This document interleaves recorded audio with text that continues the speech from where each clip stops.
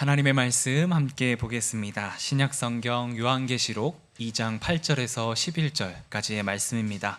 요한계시록 2장 8절에서 11절까지의 말씀을 제가 봉독해 드리겠습니다. 서머나 교회의 사자에게 편지하라. 처음이며 마지막이요 죽었다가 살아나신 이가 이르시되 내가 내 환난과 궁핍을 알거니와 실상은 내가 부요한 자니라. 자칭 유대인이라 하는 자들의 비방도 알거니와 실상은 유대인이 아니요 사탄의 회당이라. 너는 장차 받을 고난을 두려워하지 말라. 볼지어다 마귀가 장차 너희 가운데서 몇 사람을 옥에 던져 시험을 받게 하리니 너희가 10일 동안 환난을 받으리라. 내가 죽도록 충성하라. 그리하면 내가 생명의 관을 내게 주리라. 귀 있는 자는 성령이 교회들에게 하시는 말씀을 들을지어다. 이기는 자는 둘째 사망의 해를 받지 아니하리라. 아멘. 오늘은 교회 세움행전 두 번째 시간으로 예수 생명을 품은 교회라는 제목으로 함께 말씀을 나누고자 합니다. 우리는 지금 소아시아의 7교회에 관한 말씀을 통해서 우리 교회를 어떻게 세워갈 것인가 이에 대해서 하나씩 살펴보고 있습니다. 지난주에는 우리가 에베소 교회의 말씀을 살펴보았고요. 오늘은 서머나 교회를 향하여 보낸 주님의 편지의 말씀을 하나씩 살펴보고자 합니다.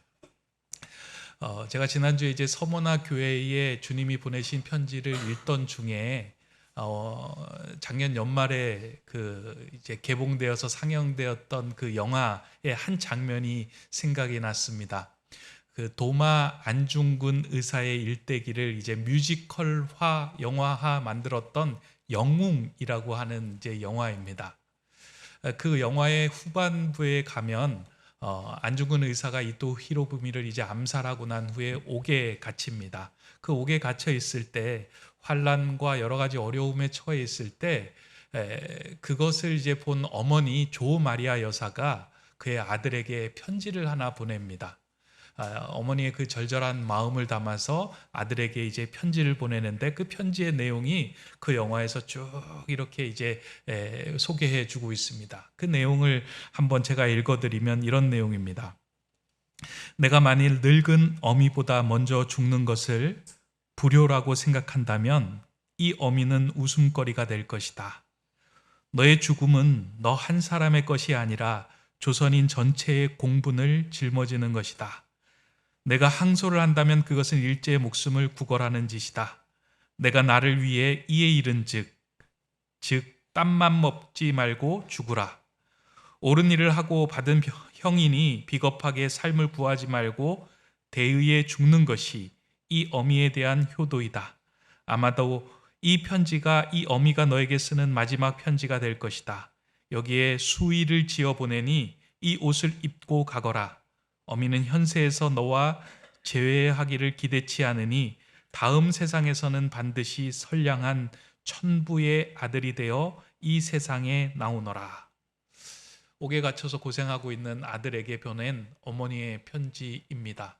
근데 이 편지의 내용을 자세히 들여다보면 환난과 고난을 당하고 있는 아들에게 위로하거나 어떤 따뜻한 사랑의 말이 여기 안에는 담겨져 있지 않은 것처럼 보입니다. 웬만하면 힘들지, 어렵지, 내가 너를 위해 기도한다, 걱정하지 마, 하나님께서 널 지켜주실 거야, 언젠가 널 꺼내주실 거야, 이러한 말로 편지가 기록되어 있을 법도 한데 여기 안에는 그런 내용은 없고 오히려 땀만 먹지 말고 죽으라 라고 하는 그 내용의 이제 골자를 어머니가 아들에게 보낸 것입니다. 사실 어떻게 보면 이 내용에는 어머니의 위로가 담겨 있지는 않지만 사실 어머니가 아들을 얼마나 신뢰하는지, 아들을 통하여 펼쳐지는 이 일들이 얼마나 귀한 일인지 그 어머니의 절절한 마음들이 이 안에 다 담겨져 있습니다. 아들을 신뢰하는 마음으로 이 편지를 써서 보낸 겁니다. 그래서 그 영화에서는 나오지는 않지만 실제 이제 안중근 의사에 대한 기록을 보면 수의를 보내면서 수의와 함께 십자가를 이제 보냈다라고 기록하고 있습니다. 어머니가 그렇게 십자가를 보내면서 하셨던 이 이야기는 아들을 위하는 길이 무엇인지를 어머니는 알았고 또한 아들을 영원히 지켜주시는 하나님에 대한 믿음이 있었기에 이와 같은 담대한 편지를 쓸 수 있었던 것입니다. 제가 이 편지글이 떠올랐던 이유는 서머나 교회를 향해 이제 예수님께서 편지를 보내시는데 서머나 교회의 상황이 넉넉하지 않은 상황입니다. 환난과 궁핍과 여러 가지 어려움에 처한 상황인데 예수님께서는 그 교회를 향하여 편지를 보내면서 위로하거나 따뜻한 사랑의 말을 하지 않고 오히려 강한 겉면의 메시지를 그들로 하여금 행하십니다. 땀만 먹지 말고 죽도록 충성하라 라고 하는 그 겉면을 예수님께서는 서머나 교회 교인들에게 하고 있습니다.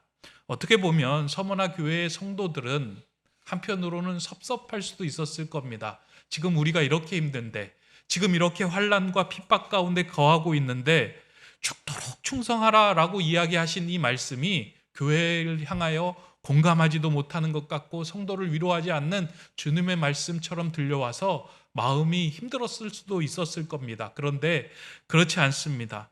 주님께서 서머나 교회를 향하여 권면하고 서머나 교회를 향하여 죽도록 충성하라 라고 하신 그 말씀의 이면에는 어떻게 교회가 제대로 설 수 있는지, 교회가 제대로 사는 것이 무엇인지를 그 편지 속에서 다 담아내고 있기 때문입니다. 또한 주님께서 얼마나 서머나 교회를 향하여 신뢰하고 계시는지 그 마음이 이 편지 가운데 다 담겨져 있습니다. 이에 대한 마음을 이제 읽어내기 위해서 조금 더 하나씩 살펴보기를 원하는데요. 먼저 서머나 지역에 대한 이해를 우리가 좀 할 필요가 있습니다. 지금은 이제 튀르키예라고 하고 있는데요. 우리는 예전에 이제 터키라고 불렀던 그 소아시아 7교회의 지역 가운데 이제 서머나 지역이 있는 곳은 에베소로부터 한 60km 떨어진 위쪽으로 떨어진 곳 항구에 위치하고 있습니다. 제가 한번 사진을 좀 이렇게 그림을 하나 가지고 왔는데요. 지금 우리가 에베소에 대해서 살펴보았다면 그 위쪽으로 보면 서머나 교회가 이제 자리하고 있습니다. 서머나 교회는 항구 도시였습니다. 이 지역은 상업이 발달하였고 물질적으로 풍요한 도시였습니다. 이 지역이 그렇게 될 수 있었던 이유가 있었는데 그것은 서머나라고 하는 이 지역은 소아시아 지역에서 황제 숭배를 처음으로 행했던 지역이기 때문입니다. 그러니까 로마 황제에 대해서 숭배하기를 처음으로 실천했던 곳이 이 서머나 지역입니다. 그러다 보니까 로마에서 아낌없는 후원을 받았던 곳이 이 서머나 도시였어요. 그러니까 로마의 후원을 받고 나니까 상업이 융성하기 시작했고 그곳에 많은 문화가 발달하고 건축물이 세워지면서 그 주변에서 더할 나위 없이 좋은 이렇게 번드르한 도시가 된 것입니다. 그러다 보니 이 지역에 사는 사람들은 그 풍요함을 유지하기 위하여 황제에 대해서 더 충성하기를 아끼지 않았습니다. 그 충성도를 보여주기 위하여 황제를 숭배하지 않는 그리스도인들을 색출하는 일에도 앞장선 지역이 이 서머나 지역입니다. 그래서 이 서머나 지역에서 순교자가 나오는데요. 폴리갑이라고 하는 이 서머나 교회를 이렇게 세웠던 그 이제 사도가 이제 그 순교하는 일도 벌어집니다. 해마다 황제 숭배일에 모든 시민들이 나와서 이제 황제를 숭배하는데 황제에게 숭배를 한 사람들에게 증표를 배부한 것입니다. 근데 이 증표는 어디에 사용하는 거냐면 물건을 사고 팔 때 그 증표가 있어야지만 물건을 사고 팔고요. 어떠한 상업을 하고 사업을 하는데 그 증표가 있어야지만 그 로마 정부로부터 이렇게 보호를 받고 도움을 받을 수 있는 증표였습니다. 그러다 보니까 그리스도인들이 황제 숭배를 하지 않고 그 증표를 받지 않았다는 이유만으로 극심한 환난과 경제적인 핍박을 궁핍함을 당하는 것은 너무나도 당연한 일이었습니다. 그래서 서머나 교회는 환난과 핍박을 당하였다라고 이제 성경에서는 이야기합니다. 이러한 상황에 처해 있는 교회를 향하여 예수님은 이제 그들을 위로하고 권면하고 약속하는 말씀을 이제 행하십니다. 그러면서 이제 첫 번째로 예수님은 그들에게 편지를 보내는 이가 누구인지를 먼저 말씀해 줍니다. 이 계시록 2장 8절의 말씀인데요. 서머나 교회의 사자에게 편지하라. 처음이며 마지막이요 죽었다가 살아나신 이가 이르시되. 그러니까 편지를 보내면서 이 편지를 보내신 이가 누구인지, 지난주에도 우리가 살펴보았잖아요. 에베소, 서머나, 이제 버가모 계속해서 7교회를 향하여 편지를 보낼 때요, 그곳에 편지를 보내는 자가 누구인지를 그 교회의 상황에 맞추어서 설명하고 묘사하고 드러내고 계신다라는 거예요. 그래서 이 예수님께서 자신을 드러내신 이 구절을 우리가 주의 깊게 보는 건 참 중요합니다. 지금 서머나 교회가 힘들고 어렵고 환난의 상황에 처해 있는데요, 그들을 향하여 편지를 보내는 이가 처음이며 마지막이요 죽었다가 살아나신 이다라고 이야기합니다. 저는 이 한 구절의 말씀이 환난에 처한 서머나 교회 성도들을 향한 가장 강력한 위로의 말씀이겠다라고 생각을 합니다. 처음이며 마지막이다. 그리고 죽었다가 살아나신 이다. 우리가 고난을 당할 때 가장 두려워하고 있는 것은 이제 크게 두 가지로 구분해서 나타날 수 있는데요. 하나는 우리가 당하고 있는 이 고난이 언제 끝날 것인가 하는 겁니다. 여러분들 어려움을 당하고 힘든 일을 당하고 고난의 상황에 처해 있을 때요, 이 고난이 정해져 있는 것이다 라고 하면 웬만한 사람들은 다 참아냅니다. 그러니까 아픔이 있고 어려움이 있을 때요, 이 고난이 10일이다 그러면 그 고난의 시기를 참아낼 수 있습니다. 그런데 그 고난의 시기가 언제 끝날지 모른다고 하면 그 고난에 대한 두려움과 무서움 때문에 그 고난 속에서 점점 쇠퇴하고 말라가고 고사하게 되는 것입니다. 그 상황에 지금 서머나 교회 성도들이 이 극심한 환난과 궁핍의 상황이 언제까지 이루어질 것인가, 이에 대해서 예수님이 말씀하신 거예요. 처음이며 나중인 내가 너희에게 편지한다. 역사의 처음과 마지막을 주관하느니, 내 인생의 처음과 마지막을 주관하느니, 이 시대의 처음과 나중을 온전하게 주관하는 그가 편지한다라고 이야기하는 거예요. 내가 너를 알고 있다. 내가 너의 상황을 모두 알고 있다. 이 역사가 언제 시작해서 언제 끝나며 지금 어려운 고난이 언제 시작해서 언제 끝날지 알고 있는 내가 너희에게 말한다. 이 말씀은 모든 것 알고 있다를 뛰어넘어서 내가 처음부터 나중까지 너희의 환난에 함께 동행하겠다라고 하신 말씀으로 읽을 수 있다는 거예요.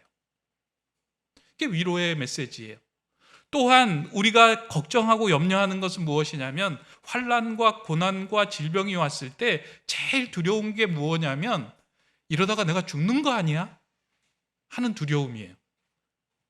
이러다가 내가 그냥 죽어버리는 거 아니야? 하는 그 두려움이 우리의 가슴을 강하게 탁 눌러서 큰 돌에 눌린 것과 같은 삶을 살아갈 때 우리는 어렵고 힘듭니다. 혹시 병원에 가거나 또 문제가 생겨서 여러분들에게 그 소식을 전해 들었을 때요, 큰 돌이 여러분을 이렇게 짓누르는 것과 같은 느낌을 받을 때가 있을 겁니다. 이러다가 죽겠다. 오늘 본문에서 사용한 이 환난이라고 하는 그 이제 헬라어가 큰 돌에 짓눌러 이겨지는 것, 그거를 이제 환난이라고 이야기하고 있는데요. 그런 환난에 처해 있는 자에게 예수님께서 말씀하시기를 죽었다가 살아나시는 그 무거운 죽음의 돌까지 옮기셔 생명으로 살아낼 수 있는 이가 너희에게 편지를 한다라는 말씀이에요. 그러니까 너희는 죽어도 죽는 것이 아니야. 너희의 온전한 생명을 지고 있는 예수 그리스도가 죽음조차도 뛰어넘어 너희를 영원한 생명으로 이끌어 갈 거야 라고 하시는 말씀으로 편지를 보내고 있다는 거예요. 이 말씀을 들었을 때 큰 위로가 됐으리라고 생각합니다. 이 말씀은 사도 요한이 반모섬에 갇혀서 두려워할 때 먼저 주님께서 사도 요한을 향하여 하신 말씀이기도 합니다. 우린 지금 2장을 읽어서 앞에 이제 요한계시록 1장에 무슨 글이 나왔는지를 잘 기억을 못하는데요, 요한계시록 1장 17절 18절 보면 이렇게 이야기합니다. 두려워하지 말라. 나는 처음이요 마지막이니, 거의 비슷하죠. 곧 살아있는 자라. 내가 전에 죽었었노라. 볼지어다 이제 세세토록 살아있어 사망과 음부의 열쇠를 가졌노니, 두려웠다는 사도 요한에게 반모섬에 갇혀서 내가 언제 죽을지 모르는 그 두려움에 갇혀있는 사도 요한에게 이야기하는 거예요. 나는 처음이요 마지막이니 곧 살아있는 자라.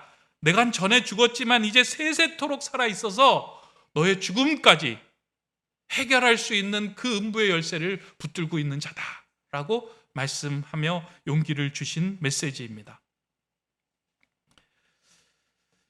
서머나 교회 또한 예수님은 극심한 환난과 궁핍에 처해 있지만 그 환난까지 주님께서 붙들고 계신다라고 하는 말씀으로 그들에게 이와 같이 자신을 드러내며 전해 주신 것입니다. 이제 이 말씀을 하시고 난 후에 예수님께서는 서머나 교회를 둘러보고 그들을 진단하시는 말씀을 하십니다. 우리가 이제 각 교회를 이렇게 살펴볼 때요, 처음에는 예수님이 누구신지에 대한 말씀을 하고 그 다음에는 그 교회를 향한 진단을 하고 그리고 약속과 권면과 또 이제 또 경고의 말씀까지 이제 이어진다라고 이야기를 했는데, 여기는 이제 진단의 말씀을 9절에 이렇게 하십니다. 내가 내 환난과 궁핍을 알거니와 실상은 내가 부요한 자니라. 자칭 유대인이라 하는 자들의 비방도 알거니와 실상은 유대인이 아니요 사탄의 회당이라. 예수님께서 서머나 교회를 둘러보시고 모든 속속들이 다 보시고 난 후에 그들에 대해 진단하기를, 지금 너희들이 당하고 있는 환난과 궁핍을 통해 너희들이 초라하고 왜소해 보이지만 실상은 내가 보니 너희는 부요한 자다라고 진단을 하신 거예요. 예수님께서 칭찬하신 겁니다. 서머나 교회는요, 책망이 없고 칭찬과 그들을 향하여 신뢰하는 말씀이 가득합니다. 근데 형편으로 봐서는, 상황으로 봐서는 그 어떤 다른 7교회, 다른 6교회보다 더 어렵고 환난에 처해 있고 재정적으로는 궁핍하였던 거예요. 예수님은 무엇을 보고 너희들은 부요한 자라고 이야기하셨을까? 교회의 겉모습? 교회의 외형적인 모습? 교회의 화려함? 그리고 성도들의 재정 상태? 이런 것들을 보고 부요하다라고 말씀하신 것이 아니고요, 너희들이 마지막 그 순간까지 예수 그리스도의 생명을 가지고 충성하는 그 모습, 너희 안에는 예수의 생명이 부요하게 있다라고 한 것을 보고 너희는 부요한 자다라고 말씀한 거예요. 다른 외형적인 것을 보지 않고요, 가장 중요하게 교회 안에 있어야 할 것, 성도 안에 있어야 할 것, 성도가 끈질기게 붙들고 있는 것, 성도 안에 차고 넘치는 것, 교회 안에 차고 넘치는 것, 그 예수 그리스도의 생명이 있음을 보고 너희는 부요한 자다라고 이야기하신 것입니다. 예수님은 교회가 환난과 궁핍의 상황에서도 끝까지 예수 그리스도를 신뢰할 수 있는 예수의 생명이 그 안에 있는 것인지를 보신 것입니다. 우리의 처음이며 나중이시고 죽었다가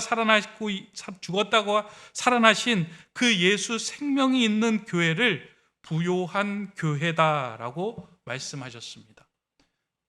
근데 이 말씀을 하시고요, 그리고 그 반대편에 있는 또 한 모임을 향하여 이렇게 책망을 하신 내용이 있는데요, 상대적으로 예수님은 유대인들의 회당을 향하여 강한 질책을 하십니다. 뭐라고 이야기하시냐면, 유대인들이 모여있는 그 모임은 실상은 내가 보니까 겉으로는 외형적으로 부유하고 모든 상업을 주관해서 한 시대에 영향력을 끼치는 모임처럼 보이지만 실상은 사탄의 회당이라고 이야기하는 거예요. 그 당시에 유대인들은요, 로마 정부와 결탁해서 자신들의 상업적인 지위를 유지하기 위해서 애를 썼던 그룹입니다. 그러니까 회당에 모여서 다른 것을 이야기하는 것이 아니고요, 어떻게 하면 우리가 이 로마 정부와 결탁해서 우리들이 상업적으로 사회적으로 영향력 있는 삶을 살아갈 것인가 라고 하는 것에 마음을 썼다는 거예요. 유대인들의 마음에는 이런 게 있어요. 축복받으면 하나님의 백성이 된다. 이 세상에서 번영하면 하나님의 백성이 된다.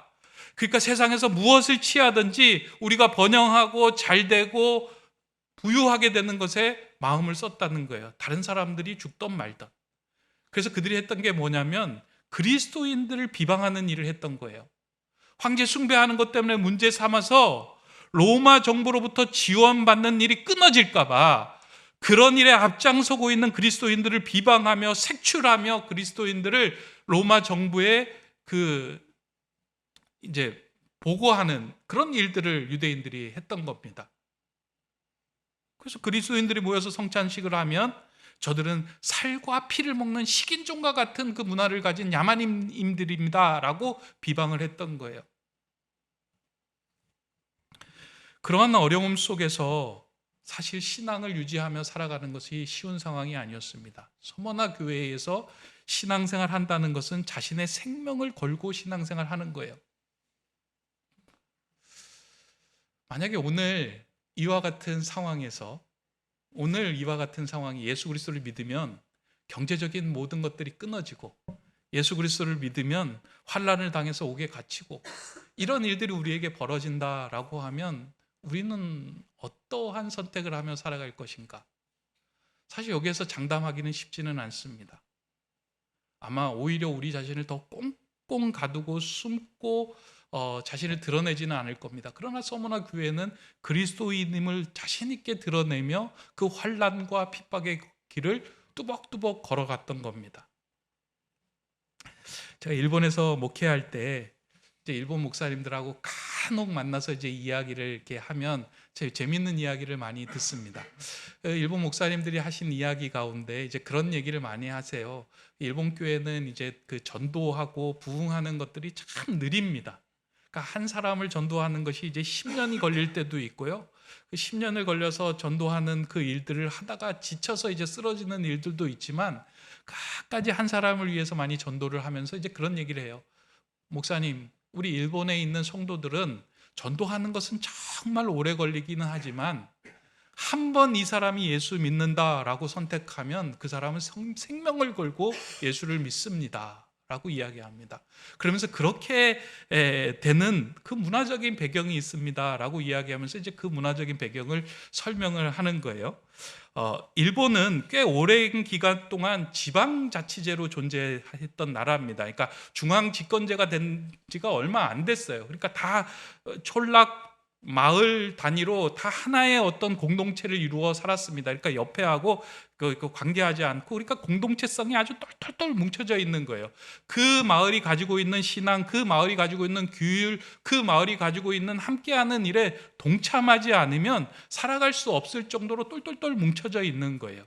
그런데 만약 그 마을에서 내가 신앙을 전해받고 나가 예수 그리스도를 믿겠다, 나는 당신들과 다른 신앙을 살겠다라고 이야기하는 순간에 어떠한 일을 당하냐면 그들 공동체로부터 제재를 당하는 일들이 생기는 거예요.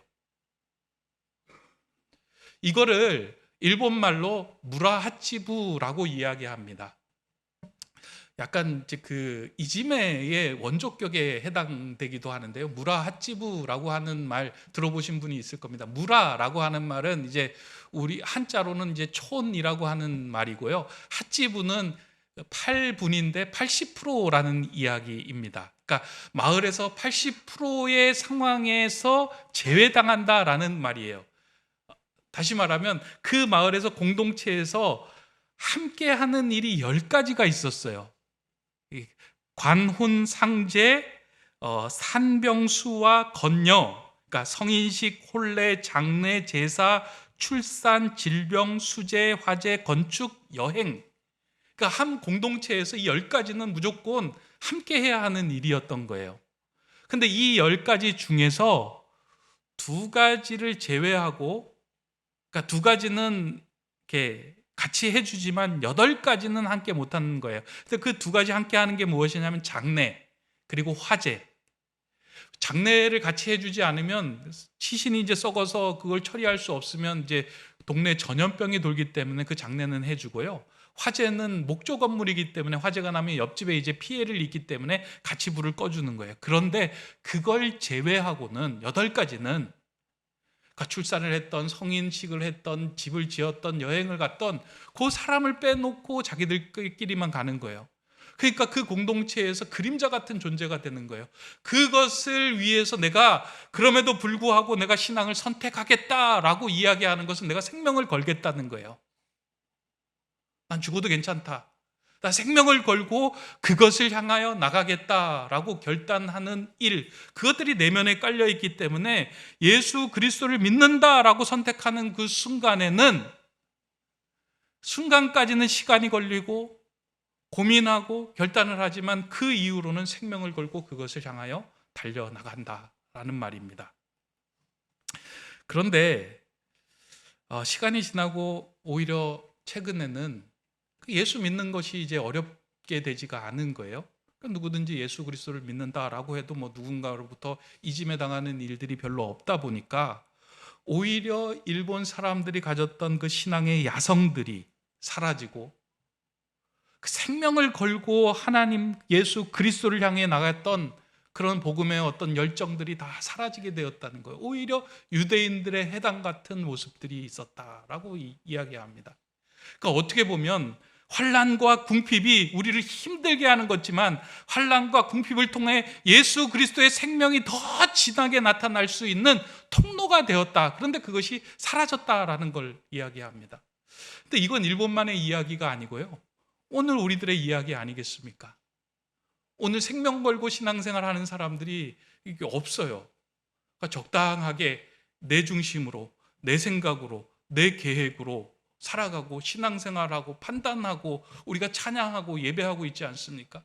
내 안에 있는 예수의 생명이 나를 뚫고 나와서 그 생명으로 생명을 걸고 신앙생활하는 사람들이 사라졌다는 거예요.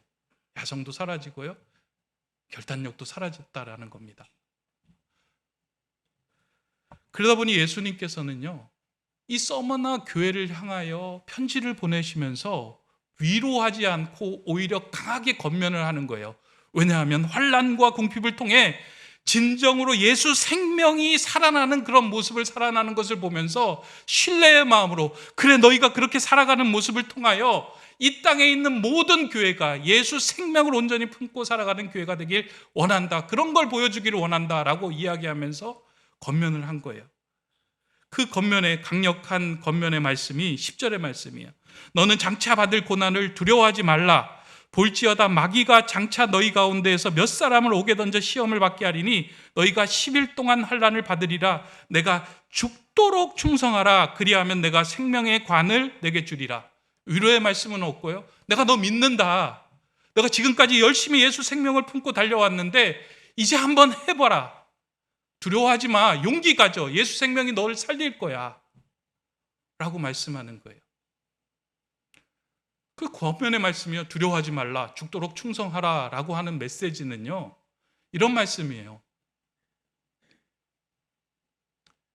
너가 예수 생명을 갖고 있는데, 예수 생명을 품고 있는데 그 예수 생명이 너가 가지고 있는 생각, 그리고 너가 가지고 있는, 너를 누르고 있는 모든 것들을 뚫고 나와서 너로 하여금 그 예수 생명에 이끌리는 삶이 되게 살아가라 라고 하는 그 메시지예요. 죽도록 충성하라, 예수 그리스도를 죽도록 붙들어라 라고 하는 메시지입니다. 우린 죽도록 충성하라 라고 하는 이 말은 임직식 때 참 많이 듣습니다. 그래서 임직패에 보면은요, 죽도록 충성하라 그리하면 생명의 면류관을 받으리라. 아마 임직패 받으셨던 분들 집에 가서 보시면 그 말씀 구절이 다 적혀져 있을 거예요. 아, 이게 또 교회에서 나 세워놓고 죽도록 봉사하라고 하는 말씀이구나.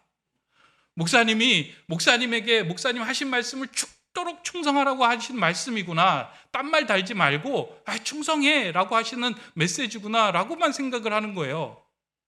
아, 그래, 내가 죽도록 충성하라고 했지, 이제 봉사 열심히 해야지, 찬양대 열심히 해야지, 교사 열심히 해야지, 교회 예배 빠지지 말아야지, 이런 생각으로 이 죽도록 충성하라를 해석을 하는데요, 그런 의미가 아닙니다. 충성이라고 이야기하는 이 헬라어는 피스토스인데 믿음, 신실, 흉성이라는 뜻이에요. 예수 그리스도의 믿음을, 예수 그리스도의 생명을 끝까지 신실하게 붙들고 살아라 라는 말씀이에요.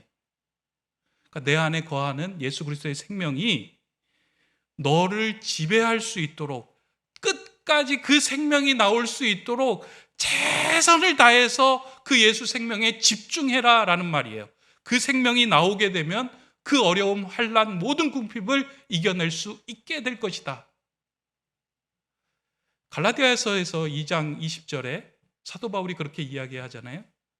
이젠 내가 예수 그리스도의 십자가에 못 박혔나니 이제는 내가 산 것 아니요 내 안에 사신 예수 그리스도께서 사신 것이라. 그러니까 내가 사는 것이 아니라 십자가에 못 박혀 돌아가신, 죽었다가 살아나신 예수 그리스도가 나를 뚫고 나와서 그 생명이 나를 주관하게 하신다라는 고백의 메시지입니다. 죽도록 충성하라는 것은 그 말씀이에요. 이제 너로 살지 말고 내 안에 있는 예수, 생명을 품은 그 예수가 너로 인하여 살아날 수 있도록 그 예수 생명을 끝까지 붙들 수 있겠느냐. 그러면 너에게 생명의 관을 주리라 라고 이야기해요. 여기서 생명의 관은요, 왕관을 이야기하는 것이 아니고요, 경주하는 자가, 그러니까 마라톤을 경주하는 자가 완주하고 난 후에 승리하였을 때 쓰여지는 그 관을 얘기하는 거예요. 그러니까 예수 그리스도의 생명을 붙들고 살아간 자가 그 생명으로 온전하게 예수 생명에 이끌려 살아간 자에게 주시는 관이 생명의 관이에요. 내가 이제는 너를 그런 사망에 잡힌 자가 아니라 영생을 누리는 생명의 자로 너를 세워주겠다라는 말씀입니다. 이렇게 말씀하신 이유가 있죠. 서머나 교회 교인들 보니까 믿을만 했던 거예요. 그 안에 예수 생명이 들어있는 것을 본 거예요. 그래서 그 생명을 빼앗기지 말고 그 생명이 너를 뚫고 나와서 너를 주관하게 해라.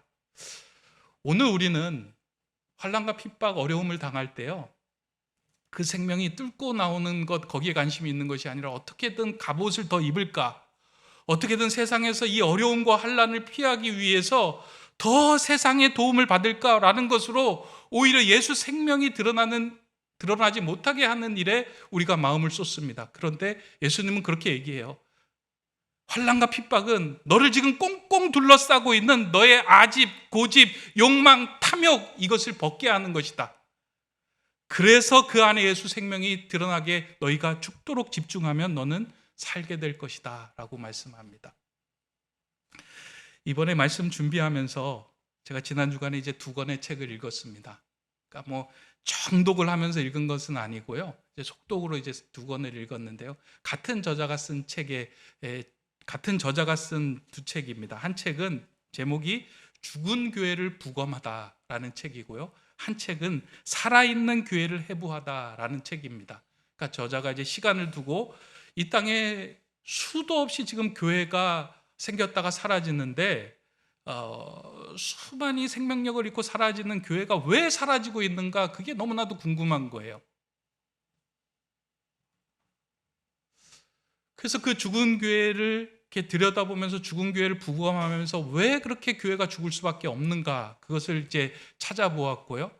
그렇다면 생명력 있게 살아있는 교회가 무엇인가, 그 살아있는 교회를 들여다보며 해부해 보았더니 그 생명력 있는 교회에 이유가 있는 것을 발견하였습니다. 그런 내용을 이제 그 책에서 밝혀내고 있어요. 저는 이 책을 읽으면서 그 책이 주는 메시지는 모든 교회와 성도는 그 생명이 있게 태어났다라는 거예요. 그러니까 예수 그리스도를 믿는다 성도는 이 안에 예수 생명이 있어요. 우리 교회 안에 예수 생명이 있어요. 근데 왜 교회가 죽을까요? 왜 성도가 죽을까요?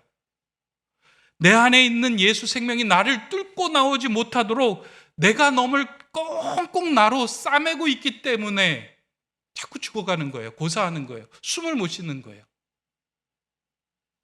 그러니까 죽어가는 교회를 보니까 그 생명이 살아나지 못하도록 여러 가지가 그것을 꽁꽁 싸매고 있는 거예요.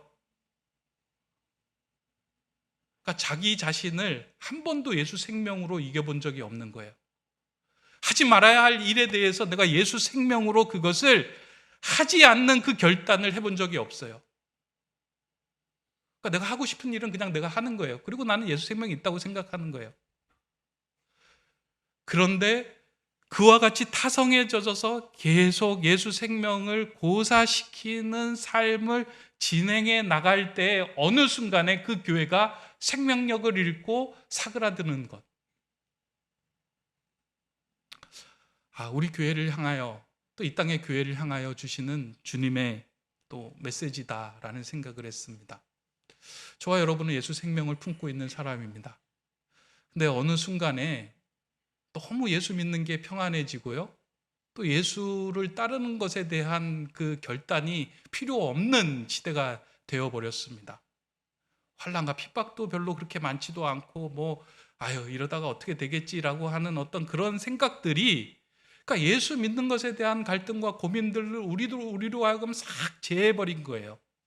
그러니까 예수 생명은 있는 것 같은데 이걸 꺼내어 쓰지 못하는 거예요.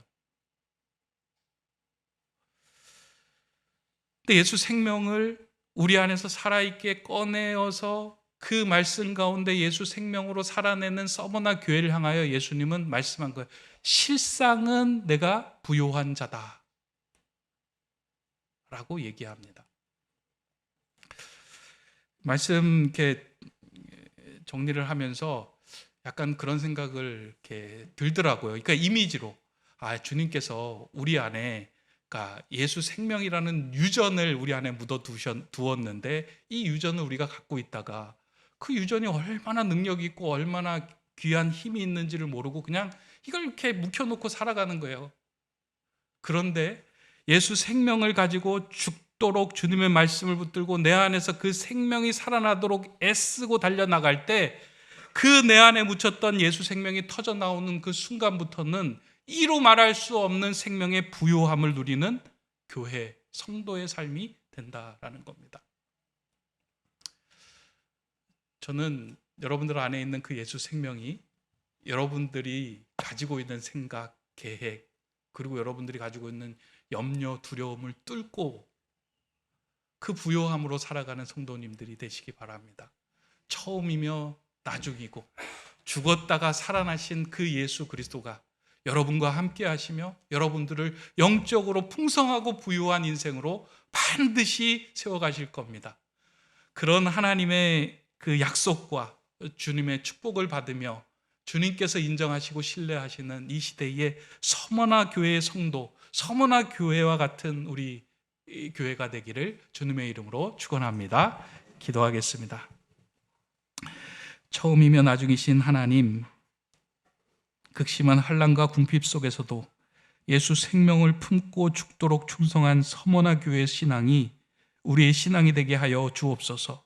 세상의 부요가 아닌 예수 생명으로 세상이 만든 두려움의 옥을 뚫게 하시고 예수 생명에 이끌려 생명의 면류관을 받는 주님의 교회와 성도 되게 하여 주시옵소서. 우리의 참 생명이시고 소망이 되신 예수 그리스도의 이름으로 기도드립니다. 아멘.